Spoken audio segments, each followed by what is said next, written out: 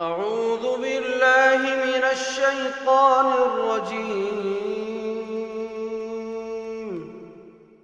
بسم الله الرحمن الرحيم. الحمد لله الذي أنزل على عبده الكتاب ولم يجعل له عوجا قيما لينذر بأسا شديدا من لدنه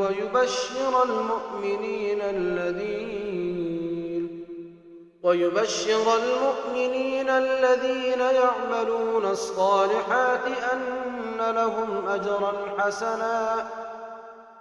ماكثين فيه أبدا وينذر الذين قالوا اتخذ الله ولدا ما لهم به من علم ولا لآبائهم كبرت كلمة تخرج من أفواههم إن يقولون إلا كذبا فلعلك باخع نفسك على آثارهم إن لم يؤمنوا بهذا الحديث أسفا إنا جعلنا ما على الأرض زينة لها لنبلوهم أيهم أحسن عملا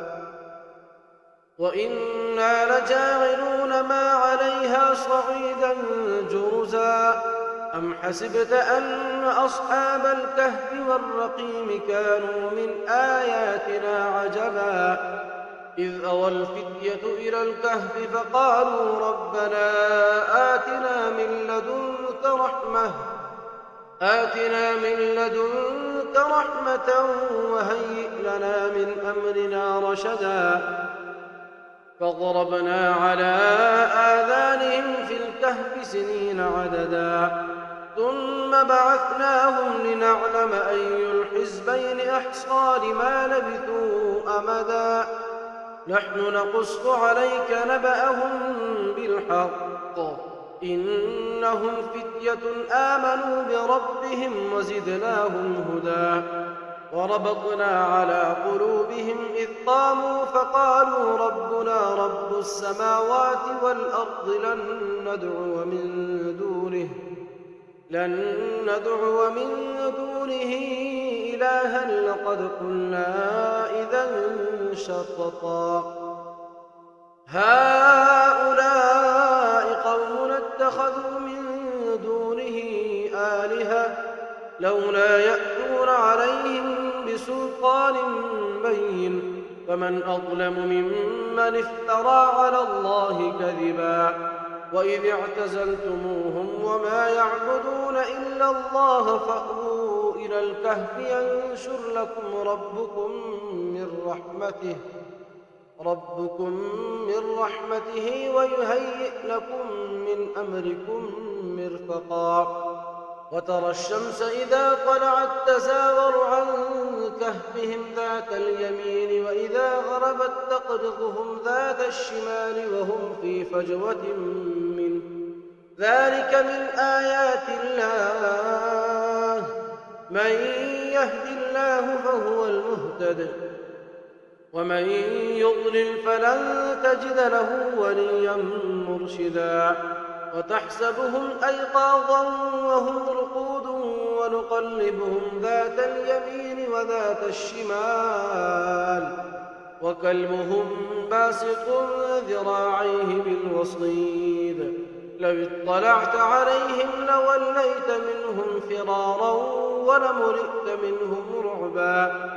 وكذلك بعثناهم ليتساءلوا بينهم قال قائل منهم كم لبثتم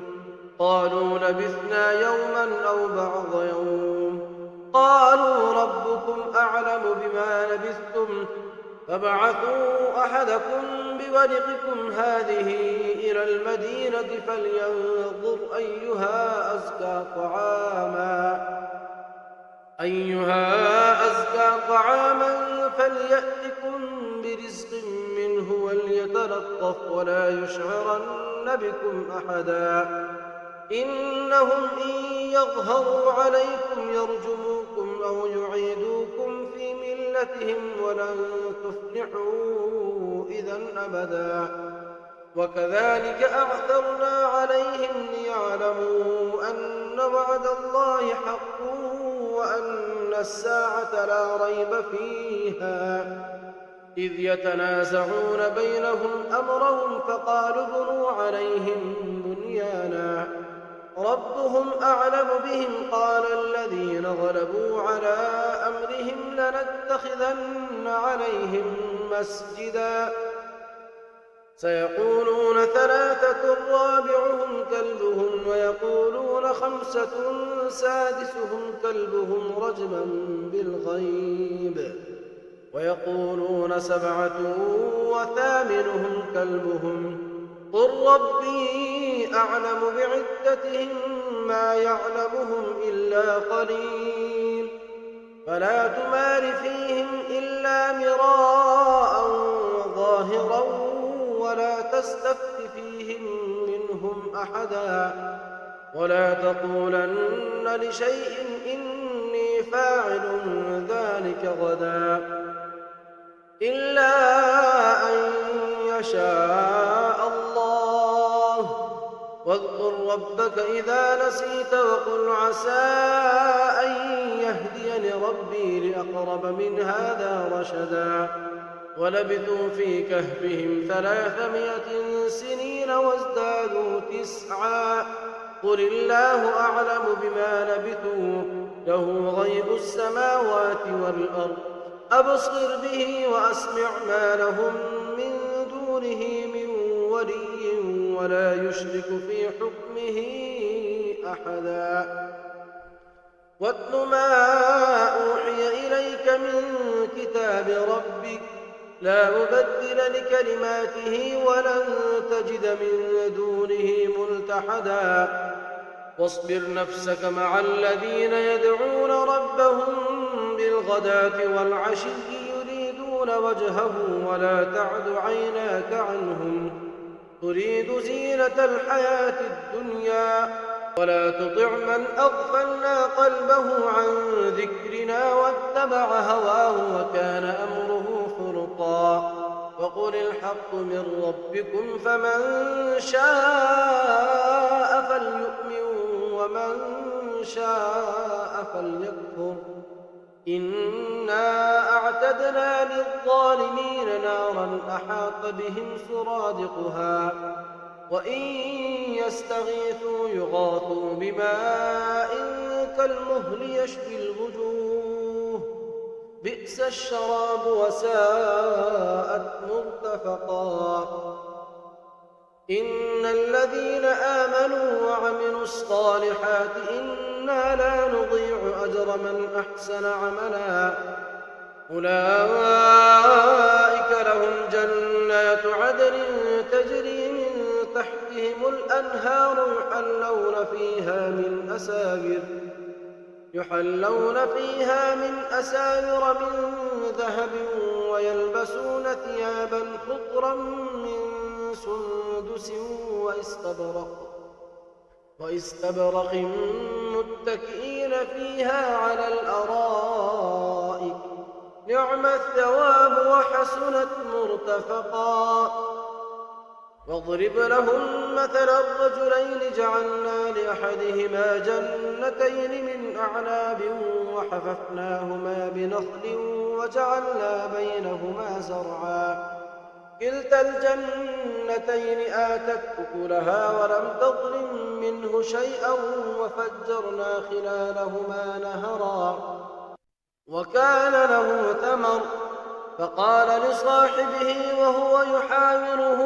أنا أكثر منك مالا وأعز نفرا ودخل جنته وهو ظالم لنفسه قال ما أظن أن تبيد هذه أبدا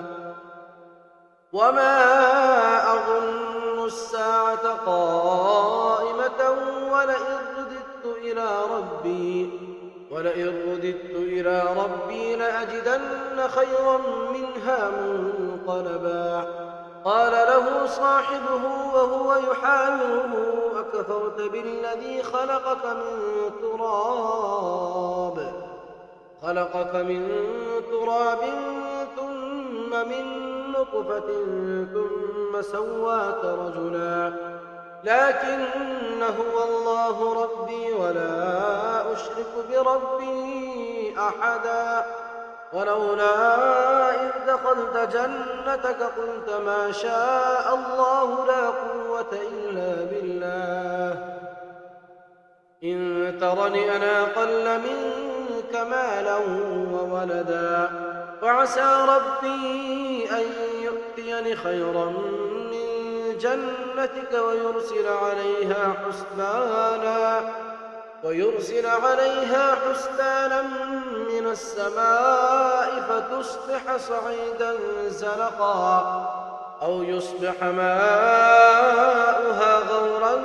فلن تستطيع له طلبا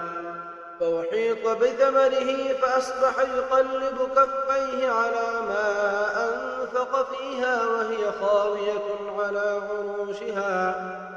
وهي خاوية على عروشها ويقول يا ليتني لم أشرك بربي أحدا ولم تكن له فئة ينصرونه من دون الله وما كان منتصرا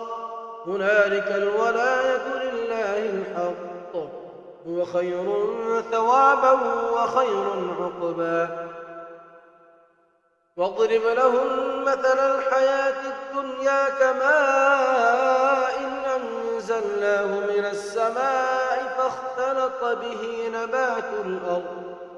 فاختلط به نبات الأرض فأصبح هشيما تذروه الرياح وكان الله على كل شيء مقتدرا المال والبنون زينة الحياة الدنيا والباقيات الصالحات خير عند ربك ثوابا وخير أملا ويوم نسير الجبال وترى الأرض بارزة وحشرناهم فلم نغادر منهم أحدا وعرضوا على ربك صفا لقد جئتمونا كما خلقناكم أول مرة بل زعمتم أن لن نجعل لكم موعدا ووضع الكتاب فترى المجرمين مشفقين مما فيه ويقولون يا ويلتنا ما لهذا الكتاب لا يغادر صغيرة ولا كبيرة إلا أحصاها ووجدوا ما عملوا حاضرا ولا يظلم ربك أحدا وإذ قلنا للملائكة اسجدوا لآدم فسجدوا إلا إبليس كان من الجن ففسق عن أمر ربه أفتتخذونه وذريته أولياء من دوني وهم لكم عدو بئس للظالمين بدلا ما أشهدتهم خلق السماوات والأرض ولا خلق أنفسهم وما كنت متخذ المضلين عضدا ويوم يقول نادوا شركائي الذين زعمتم فدعوهم فلم يستجيبوا لهم وجعلنا بينهم موبقا ورأى المجرمون النار فظنوا أنهم مواقعوها ولم يجدوا عنها مصرفا ولقد صرفنا في هذا القرآن للناس من كل مثل وكان الإنسان أكثر شيء جدلا وما منع الناس أن يؤمنوا إذ جاءهم الهدى ويستغفروا ربهم إلا أن تأتيهم سنة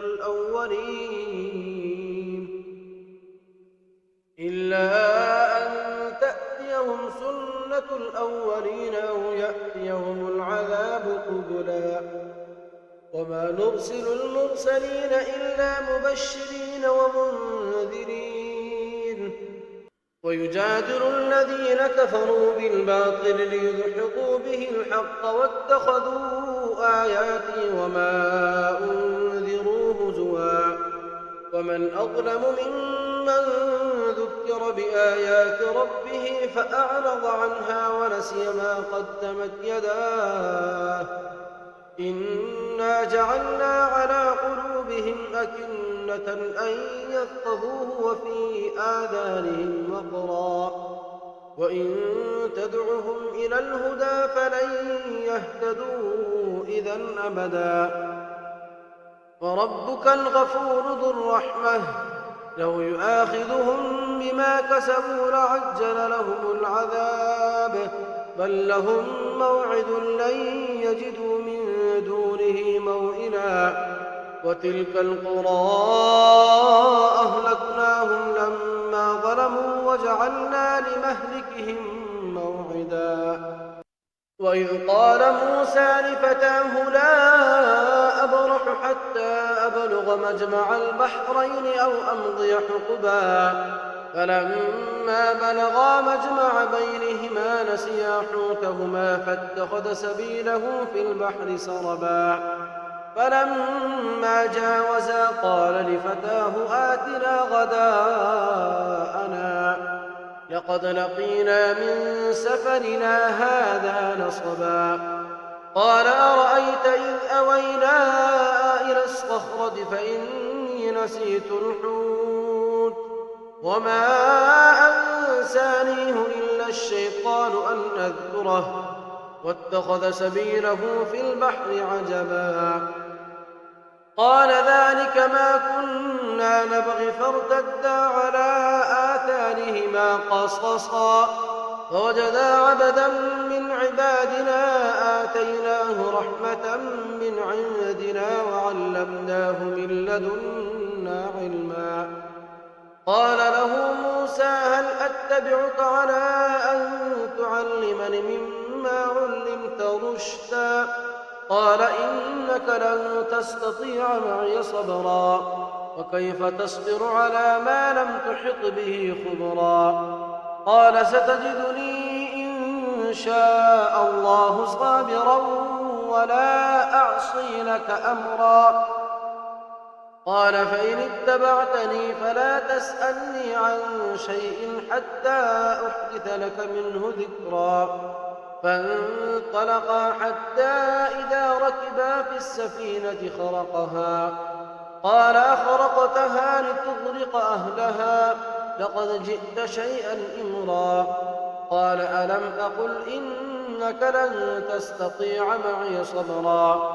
قال لا تؤاخذني بما نسيت ولا ترهقني من أمري عسرا فانطلقا حتى إذا لقيا غلاما فقتله قال قتلت نفسا زكية بغير نفس لقد جئت شيئا نكرا قال ألم أقل لك إنك لن تستطيع معي صبرا قال إن سألتك عن شيء بعدها فلا تصاحبني قد بلغت من لدني عذرا فانطلقا حتى إذا أتيا أهل قرية استطعما أهلها فأبوا أن يضيفوهما فوجدا فيها جدارا يريد أن ينقض فأقامه قال لو شئت لاتخذت عليه أجرا قال هذا فراق بيني وبينك سأنبئك بتأويل ما لم تستطع عليه صبرا أما السفينة فكانت لمساكين يعملون في البحر فأردت أن أعيبها وكان وراءهم ملك يأخذ كل سفينة غصبا وأما الغلام فكان أبواه مؤمنين فخشينا أن يرهقهما طغيانا وكفرا فأردنا أن يبدلهما ربهما خيرا منه زكاة وأقرب رحما وأما الجدار فكان لغلامين يتيمين في المدينة وكان تحته كنز لهما وكان أبوهما صالحا فأراد ربك أن يبلغا أشدهما ويستخرجا كنزهما رحمة من ربك وما فعلته عن أمري ذلك تأويل ما لم تسطع عليه صبرا ويسألونك عن ذي القرنين قل سأتلو عليكم منه ذكرا إنا مكنا له في الأرض وآتيناه من كل شيء سببا فأتبع سببا حتى إذا بلغ مغرب الشمس وجدها تغرب في عين حمية ووجد عندها قوما قلنا يا ذا القرنين إما أن تعذب وإما أن تتخذ فيهم حسنا قال أما من ظلم فسوف نعذبه ثم يرد إلى ربه فيعذبه عذابا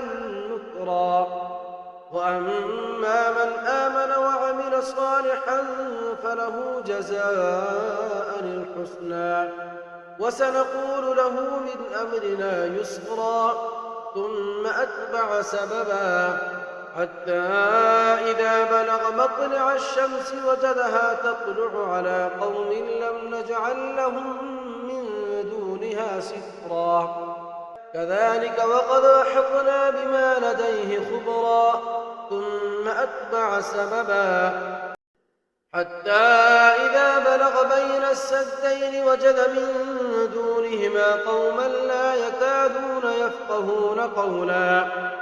قالوا يا ذا القرنين إن يأجوج ومأجوج مفسدون في الأرض فهل نجعل لك خرجا على أن تجعل بيننا وبينهم سدا قال ما مكني فيه ربي خير فأعينوني بقوة أجعل بينكم وبينهم ردما آتوني زبر الحديد حتى إذا ساوى بين الصدفين قال انفخوا حتى إذا جعله نارا قال آتوني أفرغ عليه قطرا فما استطاعوا أن يظهروه وما استطاعوا له نقبا قال هذا رحمة من ربي